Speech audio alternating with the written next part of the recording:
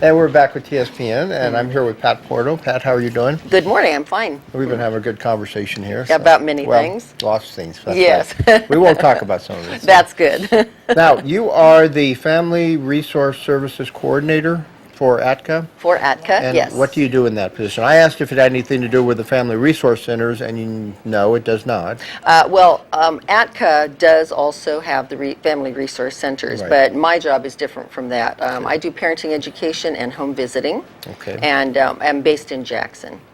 Now, does this have anything to do with a baby welcome wagon, or is that done through That's the through the Public Health Department. Okay. Yeah. ATCA is a public nonprofit agency, so we coordinate and work with a lot of other agencies depending on the programs. ATCA has a 2-hour program of all the programs we do. That's right. But we coordinate with all the other activities, and actually that's why I'm here. I'm representing the Child Abuse Prevention Council today. Okay. And the coordinator for child abuse prevention, you must be working with First Five then? They are housed at First Five, yes, and they do coordinate with each other. Okay. The council is separate from First Five, Right. but there's a lot of collaboration, and mostly just because the council can't really afford to go off and have their own That's right. offices somewhere. And that's the only reason they're together there, for economic reasons, I guess? Partly, and also because the mission is the same. Okay. It's to bring any kind of prevention and growth information for families with children. Okay. But this activity is a little unique, but it's been going on for, what, six It's years the now? 6th year now for just for this event, yeah. And this is annual bowling for kids? Bowling for kids, yes. So why would you want to bowl for the Child Abuse Prevention Council? Well, because as you know, most programs that really benefit local small communities don't have a great deal of funding. The Child Abuse Prevention Council does a great deal of education. That is their mission, is to educate and support parents. So this helps to raise money for them to promote the activities, and they focus on something different each year. Okay. The bowling is focused on something different, or the... The funds from the Child Abuse Prevention Council are focused. So, for instance, they've been doing a Catch Them Being Good campaign to help parents recognize good behavior in kids rather than Okay. just bad behavior and scolding. So it supports the whole family. Right.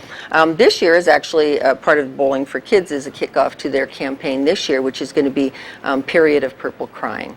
And I don't know if you've ever had a newborn, but newborns do cry, and it's frustrating. And then parents start crying eventually. So this year they're really promoting Period of Purple Crying.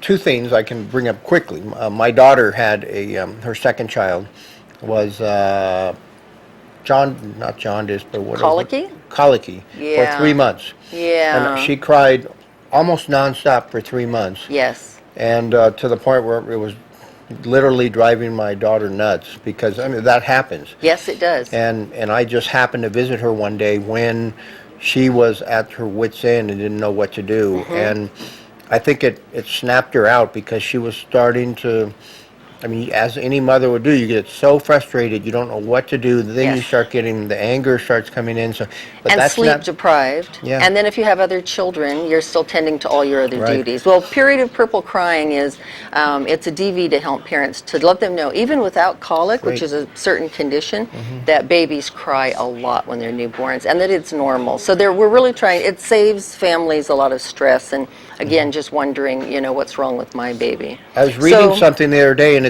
I think it came, in fact, it might have been this one, that I think I was reading the other day, and it gave all what you should look for in a baby when they're crying and how you should react to it.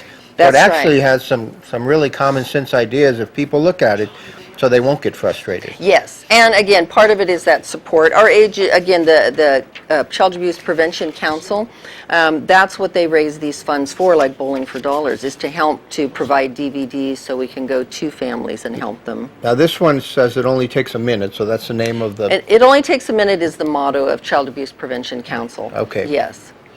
But the actual, is it a DVD?